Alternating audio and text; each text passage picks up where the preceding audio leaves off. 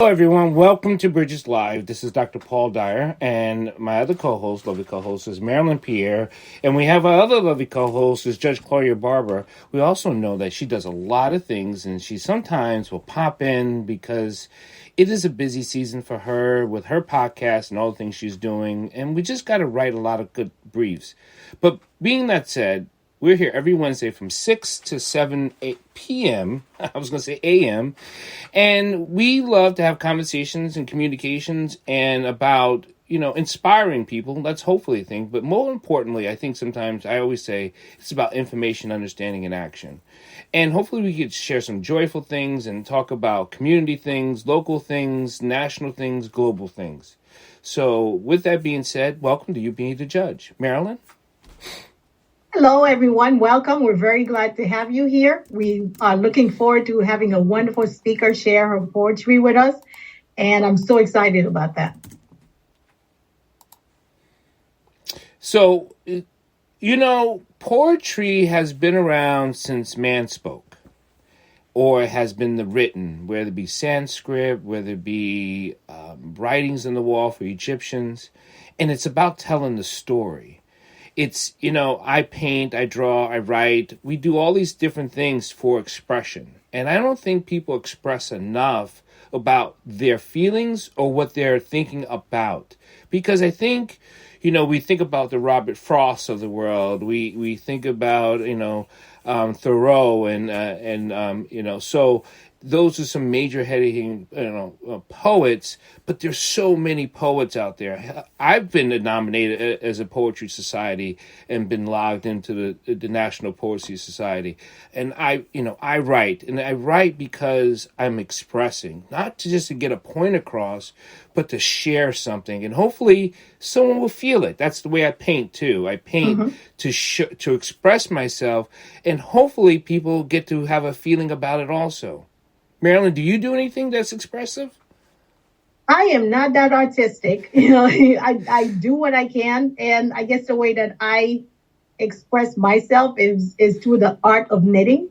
But in terms of, painting, and I dabble, I like to think that I'm Jackson Pollock without the artistry.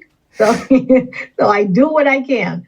And that's why I think I admire people so much when I see that they are able to do that, because it is a skill that I don't have, and I recognize how difficult it is. So it's really, really good to, like I said, talk to people who have that talent. So we have that talent with us that's going to share with us. So you want to introduce Teresa to us, or is Teresa going to bring herself in? Because I don't like doing it because it sounds like a baseball announcer. And the Nets batter up, so I don't. And I think Teresa is more than capable of bringing herself in, and she would do a much better job than I can. So, should we do a drum roll and introduce Miss Teresa Lee? Woo! Oh, well, thank you. I hope everyone can hear me. I am Teresa Brockenberry Lee. I'm a native Washingtonian. I attended the public schools in the District of Columbia, having integrated Wilson High School at that time. I am a graduate of Spelman College as well as Atlanta University, where I majored both times in political science. But believe it or not, I retired from the World Bank and got into the realm of finance. I've been writing poetry since the 1980s when my first child was born. I have continued to write, and what makes me write is some event usually spurs me to write. And so I've compiled a collection of my poems under the title Ain't Got No Proud for That, Poems of Life. So in this compilation, you're going to see many poems that span the spectrum of life. I want to thank the hosts, Judge Claudia, Dr. Dyer, and Attorney Marylin for inviting me here to share some of my poems, which would have been shared during Black History Month, but due to my technical difficulties at that time, I was not able to do so. So without further ado, let us go right into some of the poetry in Ain't Got No Proud for That, Poems of Life. First of all, I thought I would do some disclaimers as well as declarations that the copyrighted poems here are presented are the sole works of mine and shall not be used without written consent from me, and all rights are reserved. But the clip art herein is sourced from the unknown author and is licensed under CC BY-NC. And all the Adinkra symbols and other information is available as free downloads, as well as the photos herein, which are from my personal collection and shall not be used without my written consent. Okay, Boy, so you're good, aren't you? Yeah. Let's talk about the inauguration. I mean, first of all, here in this presentation, you're going to see a lot of Adinkra symbols. In my original collection, I had Adinkra symbols, which sort of would really express what I was trying to express in the poem. And so here at the bottom, you will see the Adinkra symbol as well as what it means. And so, of course, we were all really excited when we got the first president of color in the United States. And I thought that if only the poet laureate could have laryngitis at that time, I could step in and do one of the poems that I had done for the inauguration. And what we have here, I have two poems that were for the inauguration. And one was called the inauguration. Okay, I'm so sorry to interrupt you, but you did say a word that's new to me. And it says at the bottom, authority, leadership, and charisma. Is that what Adinkra means? Yeah, Adinkrahini. Adinkrahini. Okay, means and that's spelled ADINKRAHENE. Yes, and that symbol is what you're seeing there. Okay, so authority, leadership, and charisma. We also have a radio audience, so I just want to make sure that they are included as well. Thank you. So under the inauguration of I was just so excited when President Obama was inaugurated that I did two poems that related to the inauguration. The inauguration poem for President Barack Hussein Obama, which is number 44. Remember, he was a basketball player. So I said number 44, I'm sorry. And then another poem where she sang my song. So let me introduce you to the inaugural poem that I hope that I would have been able to share. And it says, the inaugural poem for President Barack Hussein Obama, number 44. And it says, as life was tossing this 4-year assignment to me, I stood, eyes focused, feet firmly planted, and hands ready to serve. Once the delivery was made, a close-up revealed a small patch of the most beautiful earth, housing more than 300 million people of all races and creeds, and a 222-year blueprint from which to work. As life was tossing this 4-year assignment to me, I had the time to consider all of the things I would do, undo, do over, and make do. I had the time to think of all the people I would hear, help, heal, and have to help me, and all the heads, department heads, heads of state, heads of corporations, and even talking heads that I would need to help me care for this special swatch of the earth. As life has tossed this 4-year assignment to me, I have a cache of tools with which to work. Pens, paper, people, proclamation, patience, and pragmatism. I have an oval place to carry out my duties and anything I would need to be the force for the good of the whole earth, while keeping my small swatch of the earth and its people close at heart. As life has tossed this 4-year assignment to me, I shall sow forth this land in a mighty way. This land, this my land, this land of a free and good people, this beautiful land from ocean to ocean, from river to great lakes to falls. I know that this 4-year assignment is not to be dropped, dribbled, or bounced, but I will be able to move in a swift, precise way through obstacles and setbacks along the way.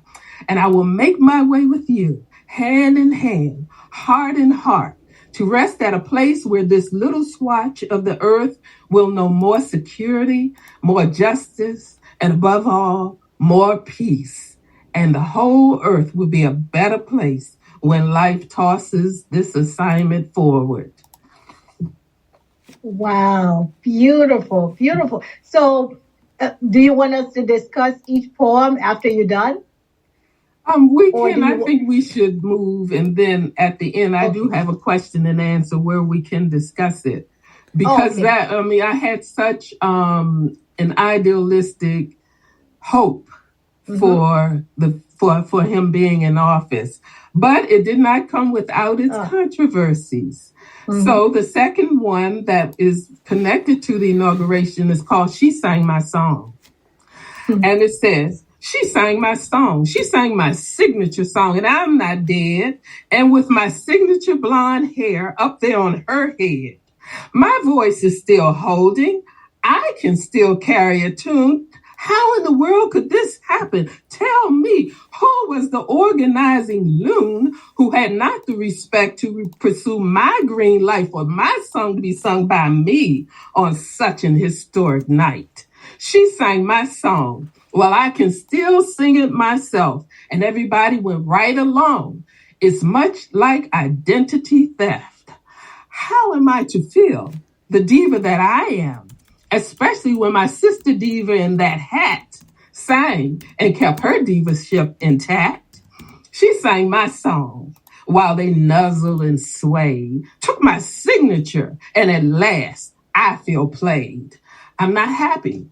I feel truly dissed, for no diva so many in hard years deserves the likes of this. She sang my song, and I'm not even dead. Tell me what yearnings could have gone on in that disrespectful head. She sang my song.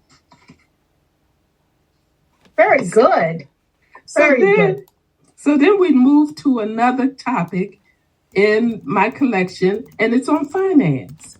And there we have the poem "Working for the Credit Card Man." And I put the dates in which I wrote these so that you can have some context. And then Mr. Bigger Be Big, and then Sick of Greed. So let's start with "Working for the Credit Card Man." And it's interesting.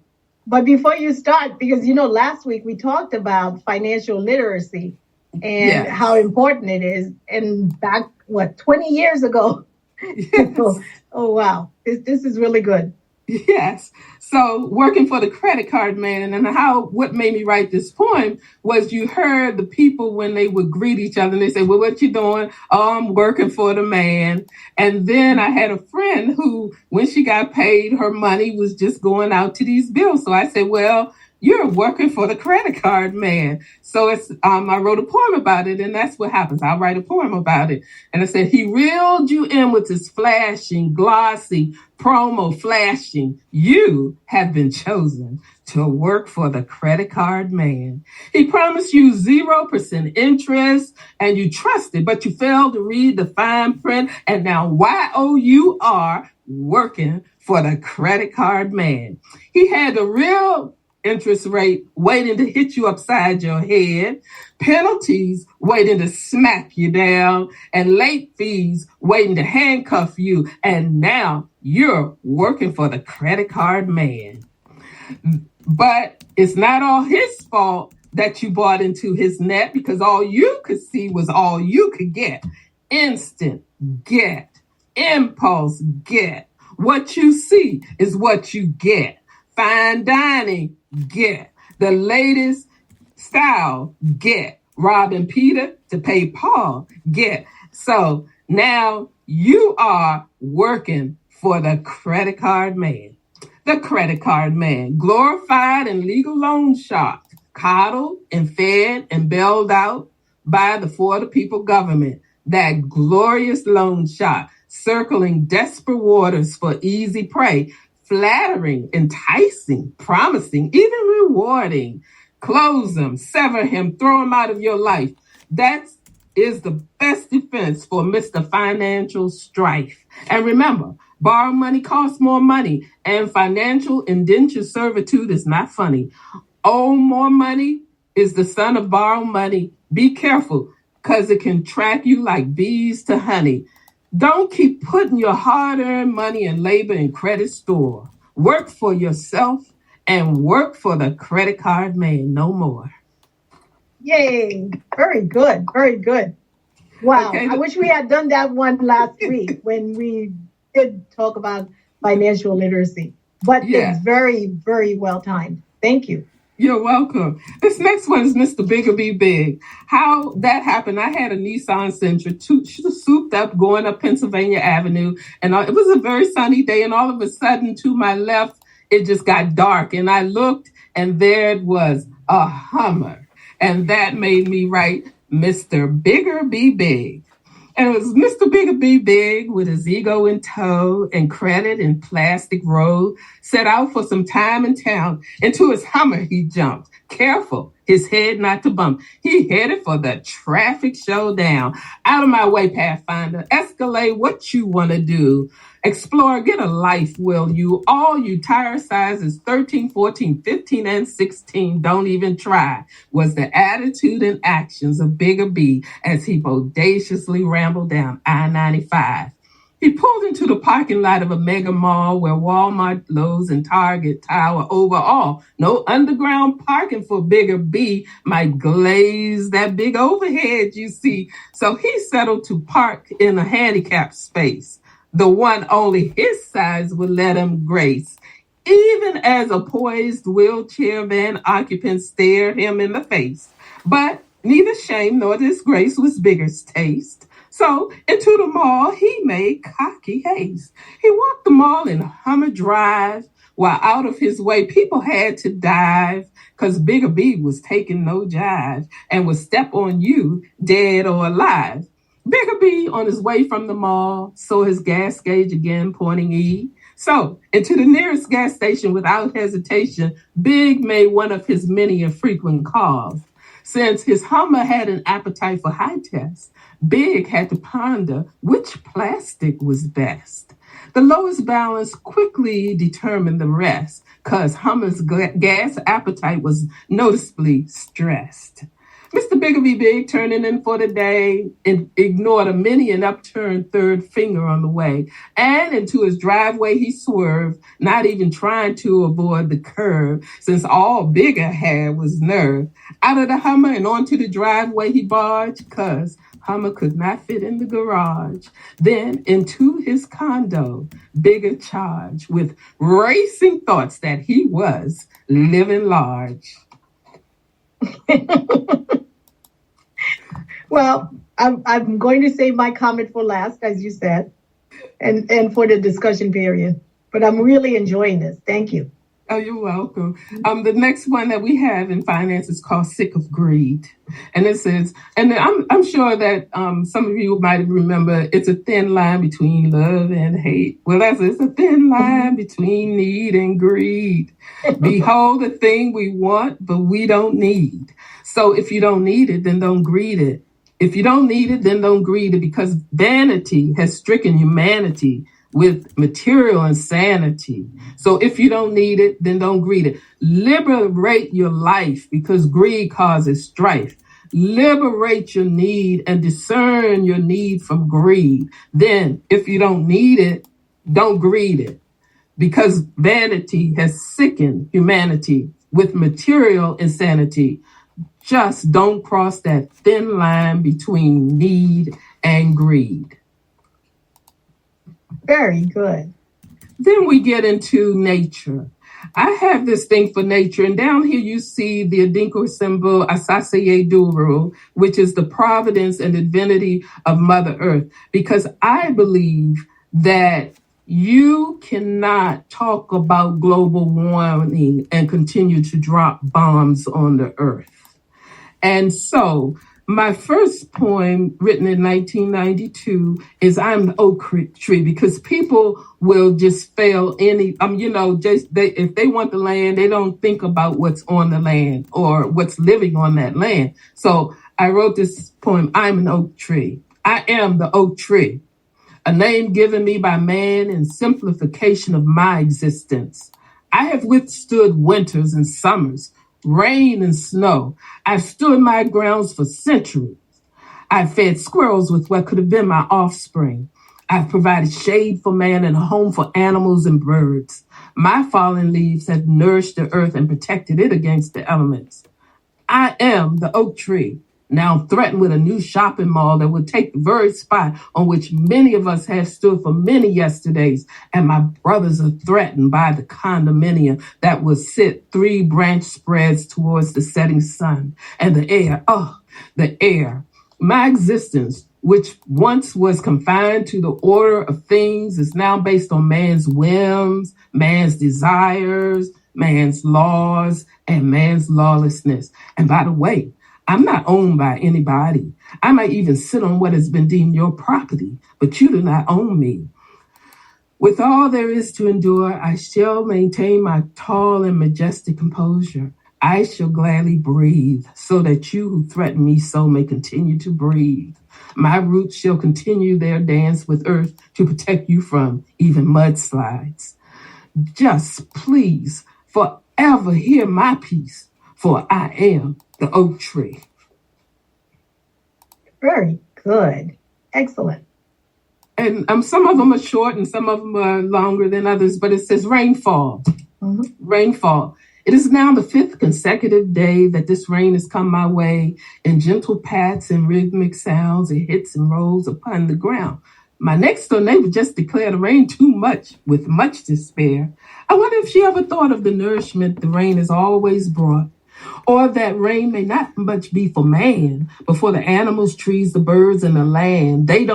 Those that don't pollute, don't drop bombs or trash the earth, but live in the harmonious accord assigned at birth. Unlike man, whose self-centered ways give not much thought of our heavenly body, earth these days, the rain may really be not for me or you, but for the animals, trees, and the land getting their due while we continue to live off of the residue. That was rainfall. Rainfall. Now, when we look at Mississauguru, which is an Adinkra symbol by the Akan in Ghana and Cote d'Ivoire, we see the providence and the divinity of Mother Earth. So I did one for her, and it's called Mississauguru. And it says, while walking down the street one day, things of beauty kept passing my way. I kept turning and swirling until all I could say was, this must be Mississauguru. She gracefully carries the weight of the earth. What she must have done since her birth, her scroll, curve, heart show her worth. You go, Mississauguru. She shows her beauty in the greens of grass and trees, her providence in the blues of skies and seas, and her divinity in birds, animals, and bees. The one to be envied, Mississauguru. Sass in her mirror image scrolls and curls as she carries her weight with such reserve. Even when ill-treated, she's never unnerved. Mother Earth, also known as Mississauguru. Change today green and tomorrow gold. Change today dark and make tomorrow glow. Change today hot and tomorrow cold. Change today rain and make tomorrow snow. Only you can, Mississauguru. Every day a repeat debut, never ever to be a subdued. Peace and blessings, Mississauguru. Wrap it up in all your Adinkra glory. Well, beautiful, beautiful. And this last... This planet we call Earth. The planet we call Earth. A wise singer, and you will probably know some of these things that I'm saying in here, says, a wise singer once said that the earth is round, but it's crooked just the same. An insightful woman one wrote that the earth is the insane asylum of the universe. The good book says that the earth is the Lord's and the fullness thereof. A young singer crooned that people make the world go round. Is the earth crooked or is it the people of earth? Is the earth insane or is it the people of earth? Is earth the Lord's or is it the property of the elite running it in the ground? Do people make the world go round or is it just doing it on its own? What is this heavenly body we call earth? Does it also have systems? Does it also breathe? Can it also feel the hurt and devastation perpetuated on it by man? What is this celestial ball called earth? Spat upon, sliced and diced and bombed, shown with little regard. What is this ultimate sustainer of humanity from which everything we see has been formed? What is this planet we call Earth so continuously disrespected, disregarded, and dissed again? Will Earth ever defend herself? Will she ever tire of the abuse? Will she ever tire of her misuse? Will she ever just fight back? Will she ever claim her right to exist? Just what is this planet we call Earth? Okay, and then now we go to children. I'm just going to do one on children, and this is called It's Little Hands. It was written for my daughter Naima, and it's His Little Hands, and I wanted this to be a song, as a matter of fact. I love those little hands. I love those innocent hands, pure at heart hands, God's gift hands. I love those little hands. Little hands, I love those little hands. I love those patty cake hands, peekaboo hands, bye-bye hands. I love those little hands. Little hands, I love those little hands. I love those wondering hands, discovering hands, learning hands. I love those little hands. Little hands, I love those little hands. I love those love me hands, guide me hands, protect me hands. I love those little hands because so many little hands are oft-times mistreated. So many little hands are oft-time abused. So many little hands are seen and I heard, but child, disrespect is no good news for those little hands. I love those little hands. Oh. And then we go to those little hands. Those little hands. We go to respect. Self-help, respect. You are special, and stay on the positive side. I don't think I have another one in here. Oh, how do you spell relief? Okay, this is a short one. It's titled Respect, and it says and also you have a cocoa nun. Yeah, a cocoa nun, which is nurturing coupled with discipline. And that's another decrosymbol, and that's how it looks. So we see here respect. And I say respect for one's fellow man is like a mirror. It reflects one's respect for oneself, and it's like a magnet.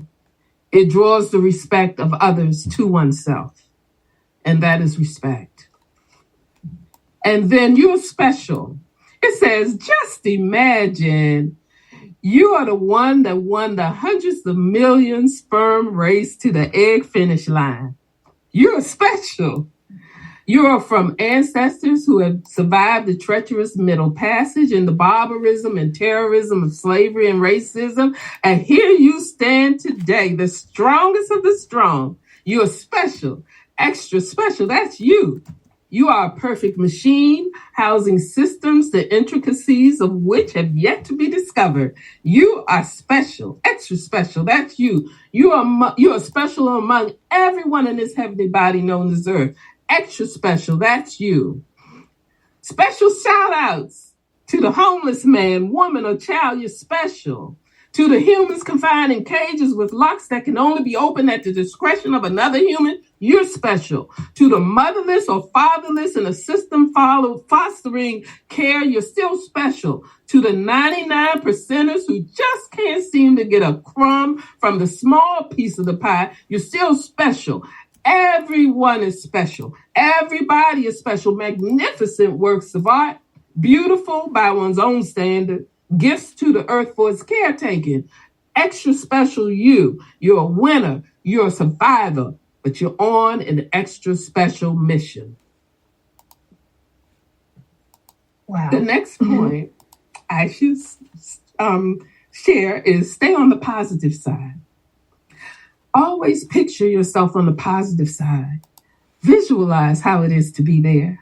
See yourself taking all in stride. And of the negative side, beware. From the positive side, take a peek over the hill. See all the negative there. Just see for yourself, if you will, the pain, the anguish, worry, and despair. The positive side, the negative side. It's up to you where you will be. Many choose the negative side, always stressed out and in misery. Now, I'm sure some of you here remember the commercial, how do you spell relief? And you know what it was. So this one is, how do you spell relief? And you spell relief by R, realizing that you have a right to be on this earth or you wouldn't be. E, enlightening yourself to the many conceptions and tactics that keep the dominant culture dominant. L, living your life knowing that your mind is your liberator and has what you need to survive. Free it. I, inviting the positive into your life by thinking it and knowing that it will come knocking along with opportunity. E, encasing your life daily in the serenity of prayer and the spirit of gratefulness. And finally, F, finding your talent. It inhabits everybody and then sharing it with the world. Now, how do you spell relief? Okay, now let's get into some politics. I was kind of iffy about coming here, but I know poetry wouldn't be good without politics. So here are 4 poems that's related to politics, and you see Bianca B, which is which is justice, fair play. You can see all of that down on this particular Adinkra symbol, an OIL. OIL. OIL. The dragon roams throughout the world in search of that OIL. He sets up people on land historically not theirs, all in the name of more and more OIL. All to get more of that OIL. He hires out his army to foreigners, some in veils, to protect his interest in OIL, to protect his wells of OIL. OIL, OIL, the dragon must bring home that OIL. He gotta feed his children that OIL. His children think deprivation without OIL. His children feel cold without OIL. His children's ESYOUVEEs drink up OIL. His children's egos are lifted wearing OIL. Oh, how whole they feel with OIL. And oh, how betrayed they feel when prices for no reason swell when they go out for their ration of OIL. OIL, OIL, what a dragon will do for OIL. Overthrow governments for OIL. Kill natural preserves for OIL. Fight terrorist wars for OIL. Condone terrorist wars for OIL. And make lives a living hell for OIL. OIL, OIL. Gotta quench his sick, insatiable thirst for OIL. And there you see OIL right on the screen. Telling me it's rain. Taking and sending my job to cheap labor overseas. No taxes, benefits, and Social Security once it leaves. Take my means to be productive and secure and tell me I'm the problem for sure. Then the so-called news media rallies the volunteer, causing me to scream, what's going on here? My tax money goes out to bail out the rich, while unemployment rises to fever pitch. We all know who really is to blame. Please just stop pissing in my face and telling me it's rain. A government at the people. A government of the people, by the people, and for the people, or a government at the people, at the people, at the people. Offshore jobs, privatized school system, clogged up healthcare, polluted air and water, at the people. Does that make you want to holler? Fired striker, debt overloaded student, silenced whistleblower, lead-ridden children, at the people. Is something broken? Privatized prisons, privatized media, economized workers, distorted mass information, at the people. Do you see the correlation?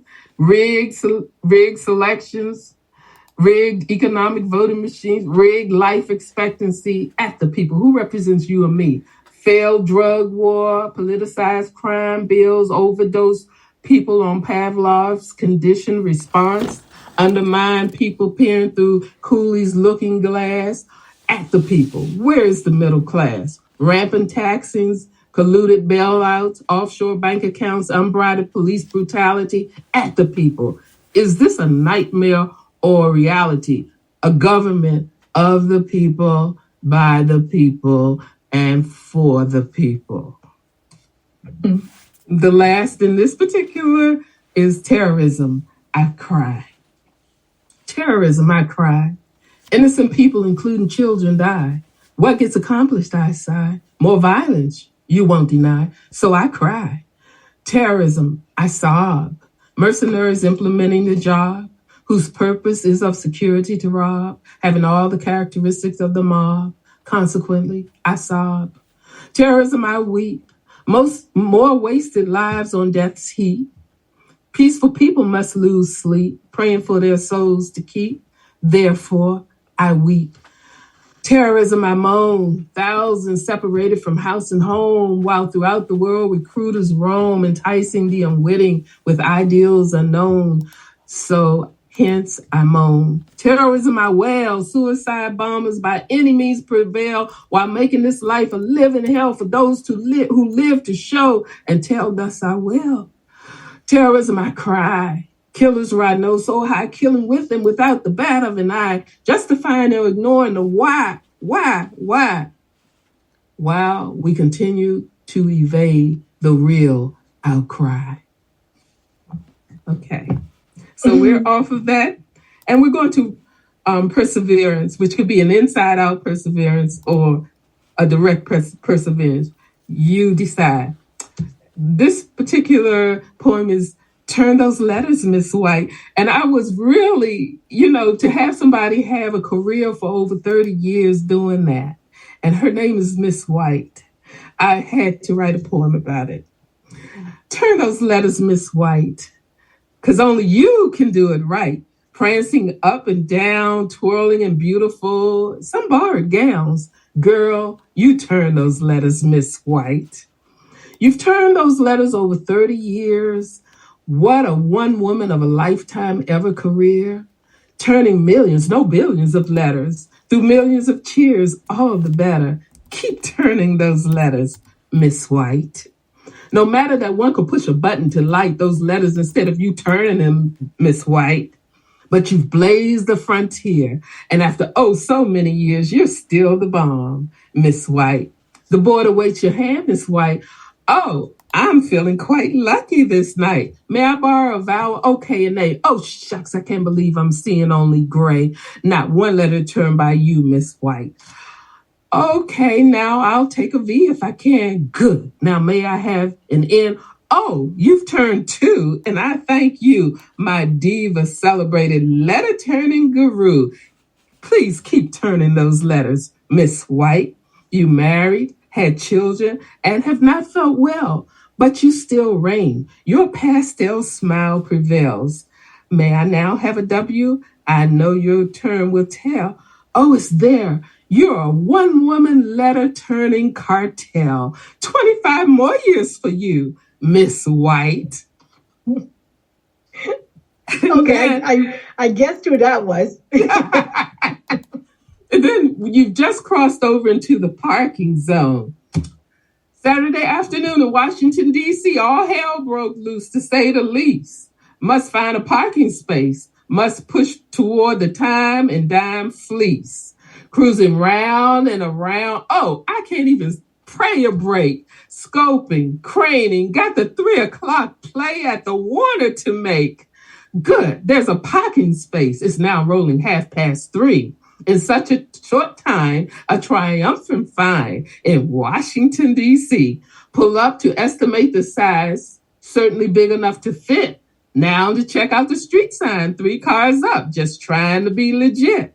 Must vigilantly defend myself from those strategically placed signs, those convoluted aluminum instructors that are the city's gold mines. Good, everything in order. I can park there, so I think. Then lo and behold, would you believe, I'm the victim of yet another sink. Obeying my inner voice to look up, and hidden in plain sight, a sign in faded red letters marking no parking until Monday night. Then I think I found another space, 3 blocks up Avenue Penn. So overjoyed, I exhibit the skills of a parking technician. I jump out of my marvelously parked car, a fire hydrant to see. the little on-call sentry that makes parking hell in Washington, D.C. Back in my car, I'm ready to concede. I hang a U-turn. My head has now begun to ache and my eyes and turn to burn. At this point, the play at the Warner begins not in the least to matter. Frustration station has caused me to entertain negative mental chatter. I must now make a decision. The play now undoubtedly at intermission. Plus, my gas gauge is vying for you getting close to running out of tension. So head home out of hell or pay the exorbitant, gouging garage parking fee. My choice, because I dare to cross over the parking zone of Washington, D.C. And then, I know it wasn't funny at the time, but it's funny now. I know it wasn't. It wasn't. And this, we have resistance. Stand up for yourself. If you get, you got to go back to get it. Sankofa. Everybody's familiar with that particular Adinkra symbol. And under here, we have 5 cents a bag and take back yourself by taking yourself back. And so we will do those two. And it's 5 cents a bag. And we remember when they decided to levy that tax on the bag. The plastic bag, 5 cents a bag. What's that I heard? I thought I heard you say the 5 cents a plastic bag bill passed today. And now I'm being taxed for yet another time, a nickel today, tomorrow a dime, 5 cents a plastic bag, you say? So we can help to save the river and the bay whilst it makers continue distribution and their payday? Why am I not hearing what you should say? 5 cents a plastic bag, I finally read. But now, guess what? I'll use this pillowcase instead. It's been washed and dried, folds well, and is oh so strong, and can carry lots and lots of groceries along. And the streets and waterways can be litter-free.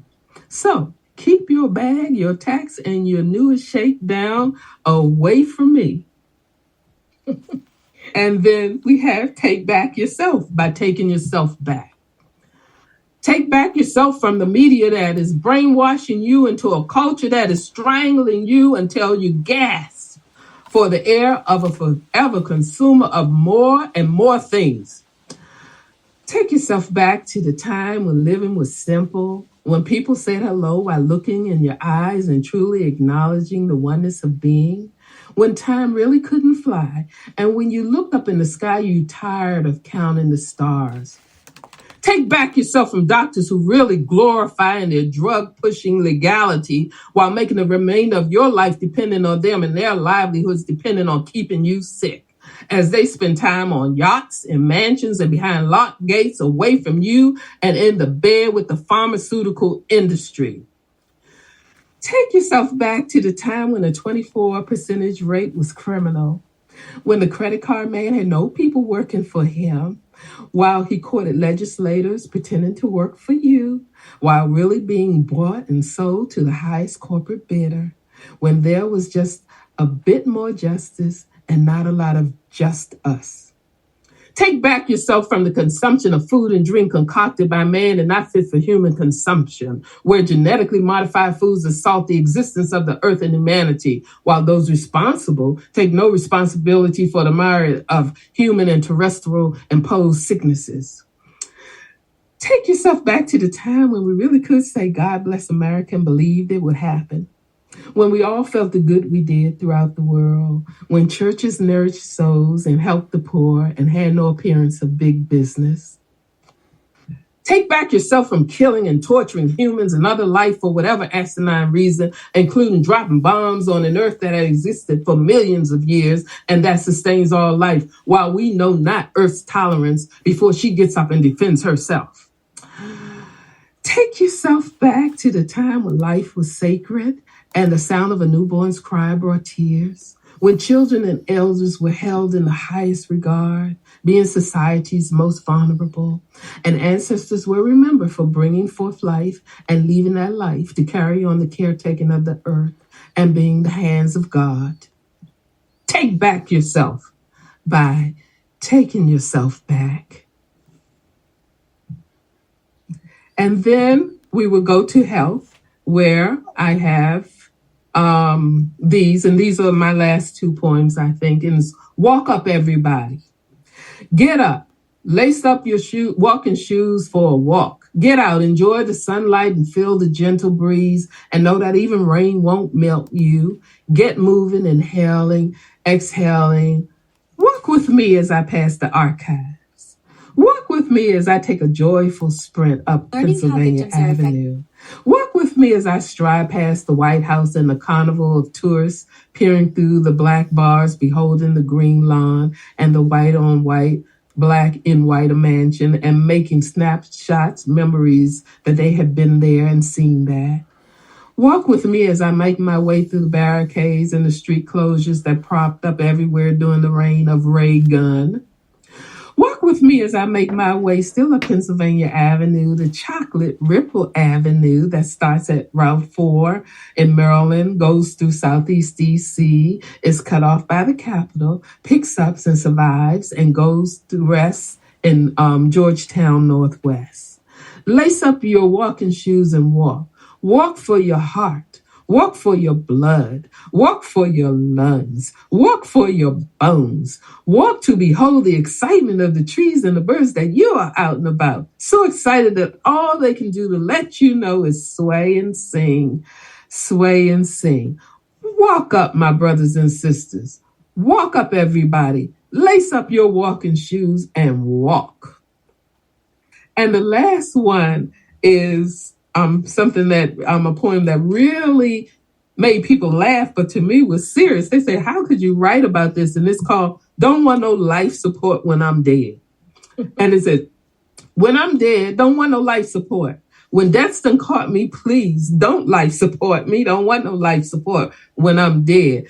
Tubing me from head to foot, degrading my familiar look. Don't want no life support when I'm dead. Filling my loved ones with false hope, causing them to mope and cope when I'm dead. Don't want no life support. Promoting non-repayable expense, exploiting our confidence. Don't want no life support when I'm dead. Drugging my endless pain when endless pain is my only gain. When I'm dead, don't want no life support. Foreshadowing decisions with ethics when ethics is really financial politics. Don't want no life support when I'm dead. So when death's done caught me, please don't life support me.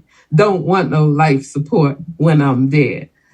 Thank you for listening to some of the poems in my collection, and we can have questions and answers now if you would like. Well, well, first, many claps.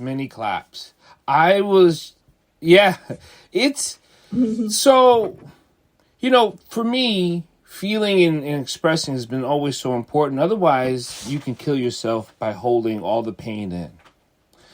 And while you were speaking these poems and poetry, for me, I hear you in what you were seeing at the time. And I think that's beautiful for you to share that with us. And I really appreciate that. I think we all really appreciate that. It took me back to many things like Nina Simone, right? I loved her. I still love her music and the things she talked about. And poetry, whether it be drum beats, whether it be stories, so people can hear it, so they can carry it on, right? I'm not sure if these kids have that today. They have it in their music, but is the music that they're listening to, not all music. I'm not going to lambaste all music, but is the music they're listening to, is it telling something to them? Is it teaching them something? And if it is teaching them something, is it teaching them to express themselves, to be part of something instead of separating from something? I just love it. So anyone else can have what they would like to say. Yeah. Yeah, I just loved it. I loved it. I mean, I know sometimes some of the things that you talked about were miserable, unhappy things, but the way that you express yourself is so good. And I love that you put the dates on things, because it seems like your poetry is so timeless. The things that you talk about, things that you talked about back in 1980 something are still things that we could talk about today without changing a word. And I love the fact that your poem is like storytelling in rhyme. And I appreciated that you told us some of the ways you got the ideas for the poem. It was just wonderful and beautiful. And yeah, and I hope Mr. Biggie E. Mr. Bigger Be Big. Mr. Bigger Be Big. Yeah. You know, what I had, when I thought about Mr. Bigger Be Big, I thought about, when Langston Hughes did Simple. I would like Mr. Bigger Be Big to have a lot more adventures. Yes. The adventures of Bigger Be Big, yes. Oh, wow. Just beautiful. Thank you so much for sharing your poem with us. I really, really love them. And I'm thinking as well, when you talk about them, the expression that you have on your face and the expression in your voice is beautiful. And Martha has something to say. So, Martha?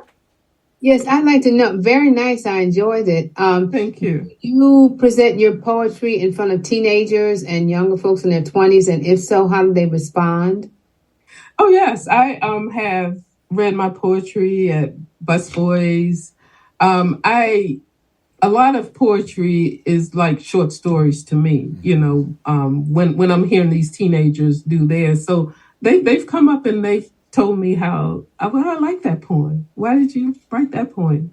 I get very good responses from them. As a matter of fact, I've done it with the church group that was, I've done some poetry with them that was a mixed audience, and they too have enjoyed it and have asked to come back and do it again. But yeah, what's wrong with your condition? You're still special. You're still works of art. You're here, or you wouldn't be here. Everybody who is here, they're here for a reason, or they wouldn't be here.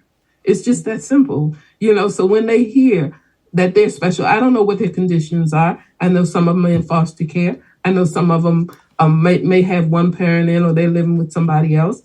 So they can get a line out of that and know. I have other poems of children. But that one, when you talk about the really helpless people that can't fight back, and so much, all they're asking for, those little things that I presented in the poem, that's all you can do, even with a teenager, is guide and protect them, help them. That's all they really want. And when they don't get it, then they're like weeds in a garden. Unless they're tended to, that is what happens to them. But it's no fault of theirs. It's the fault of the adults that should be there doing what they need to do. When my children were born, I remember when each one was born, the first thing that came out of the doctor's mouth was a new life. And that new life is not just the child, it's the parent as well. That there's a new life for you too. And it's a responsibility for you. And they don't ask for much, they don't eat much. So I had to present Little Hands because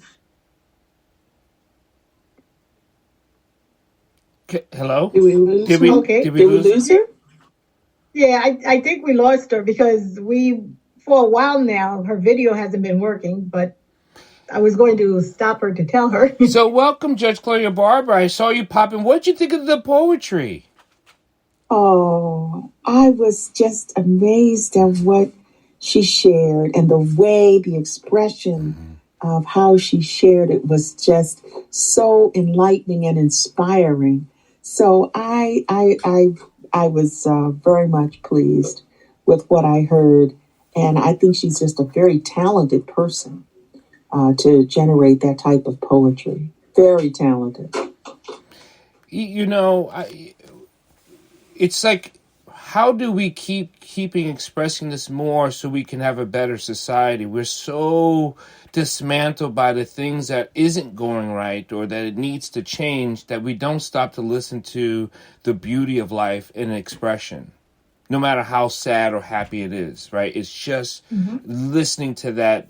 That's why I love jazz music. A lot is going on in society. Yeah, I know. It tends to be disruptive. It is. Did anybody hear about the verdict in California at the Starbucks parking lot where this family was stopped by the police and they were arrested and handcuffed? Yeah. And, the cop's explanation was that they were looking for car thefts, people that were involved in car thefts. So, I don't get it. Coming out of nowhere and then automatically accusing somebody of a car theft, and it has nothing to do with nothing. I remember it. I remember them being handled. But what's the verdict? It was I'm trying to think if it's $187 million.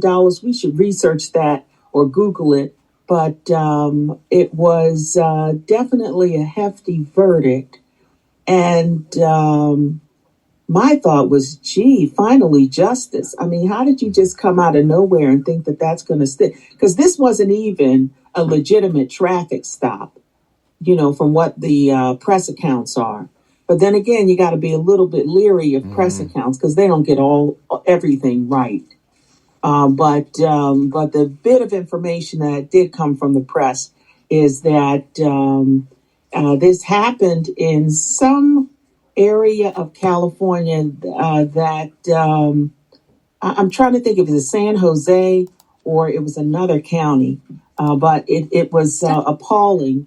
Because again, it just smelled of racial profiling. It's scary how often. It's not even how often we now with social media or just the internet, we hear things so rapidly fast, and if you don't, we listen to Teresa and her poetry, and hopefully she's able to come back with us again. But we have to learn also how to cleanse that from us. Right? Mm-hmm. I'm not, because I read a lot, I listen to a lot, and a lot of stuff comes to me that's just, it's always not good, right?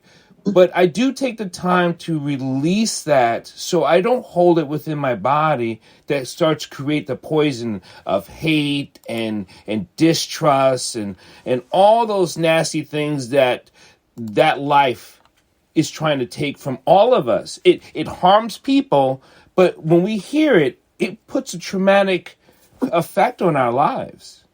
Right, it does. Welcome back, Teresa. We were saying so many wonderful things about you. Thank you. It's good to see you. Yes, it is. I'm glad that I appreciate the opportunity, Judge Claudia. Mm-hmm. I do. Very talented. Very talented. Well, thank you. Thank you. I'm sorry that I got disconnected. There was something going on with It's my Judge government. Claudia Barber's fault. I don't know why it's the FBI has been monitoring her for a very long time. So you think just because they're looking for that one crook down there on the last governor's person? No, they got a wiretap on her like you would not believe. So just say I hope they like it. Well, it's good to see you. Good to see you too. Good to see you too. So, good evening, everyone. This is Sheila. Good to see you, Dr. Paul. It was great meeting you in person in Annapolis. So, I love poetry, and what I like is, I think everyone that's on this line could do word of mouth, social media, everything. Call Montgomery County Public Schools. So to get kids interested so they can try to wean them away from the hip hop negativity or, people of color, because, the other folks of Caucasian persuasion, that's what makes money. So somehow we have to figure out how to get more people like you that are poets. Mm-hmm. I went to an event for Black History Month, but it was this month, talking about Black farmers, etc., okay, and civil rights. In between, they had a jazz combo playing music, and it was wonderful, very, very different, than just sitting and hearing somebody talk about the book they wrote or the poetry they wrote. I'm a member, volunteer for the Sandy Springs Slave Museum, and we had a lynching event, and I was like, ooh, I can't see that. However, they did it through an artist's eyes. So there was art, there was poetry, there was spoken word. So it was wonderful. So I just want to thank you. I was late because I think I was taking a nap, and it was 6:30. I said, okay, I do want to hear some good poetry. So God bless you. Thank And, you. I will put the word out, okay? Thank you. So that people will know about you. Thank you. Thank you for listening. Marylin, you're on mute. Thank you so very much for that. I really appreciate it. Holly said that both the writing and the expression are truly wonderful. And she wanted to know, how old is the little hands girl now? And is she responsive to your poetry? Oh, okay. The little hands girl is 40. She's 40 years old.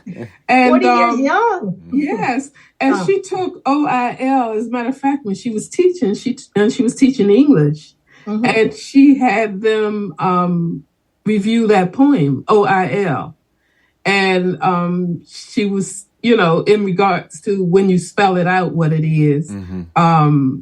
But the way I presented it, like OH, AYE and ALE. But she used that poem in one of her teaching in one of her English classes. So they have it and they're using it in their own ways. But yes, she's 40 now.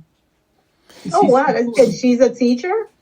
That's good. Now she's she was an English teacher around the time when I was compiling the poems. She's now, then she was an administrator in the school system. And now she's a deputy director in the DC government. Wow. She's doing from little hands to that. Your little hands. Yeah. And then OIL. Oh, wow. Very good. I got, thank you. I understand it on a whole new level now. Yeah. So thank you for that explanation. Yeah. So she used that as a teaching tool, in some way in English, in her English class. Yes. Absolutely beautiful. Have you published a book yet? I haven't. I've compiled it and I'm in the process of getting them published. But you know how, Dr. Dyer, I'm sure you know how it is when you're dealing with certain publishers and the back and forth and take this out because here's something to think about. Kindle Publishing is kind of an offshoot of Amazon. It's their publishing arm of Amazon. Mm-hmm. But it's more of a self-publishing tool because you don't have to take out what you don't want to take out. You just go ahead and they give you an SBN number, or it can be available electronically as an ebook. Okay. But your work, but also as a hard book, is right there. It's there already. Yeah, and it should be published. Yes. Okay. I will do that. I know. I just published my recent book that just came out. You can get on Amazon, Dr. Paul W. Dyer. I did it just like Claudia said. I self-published because I've gone through other publishers before, but sometimes with the editors and I have that. Yeah. But just if you need any help, it's very simple, but if you want some help doing it, you can always contact me. My number is 860. Here, take down my number because I don't know if you have it. Okay. 860-389-2188. So you can, and I'll walk you right through it because Claudia Barber's right. It's beautiful. Publish your work. Put it out there. Okay. And let us know about it so we could buy it. Mm-hmm. We can buy it. And and the way Kindle Publishing is set up, it's instantly available as an ebook that you can purchase on Amazon. Yep. Okay, thank you for letting me know. Just like Dr. Dyer was saying, with certain publishers, you give them and then they say, oh no, you can't have this, because I only presented one poem for the children, but I've had other poems. Now, this other poem was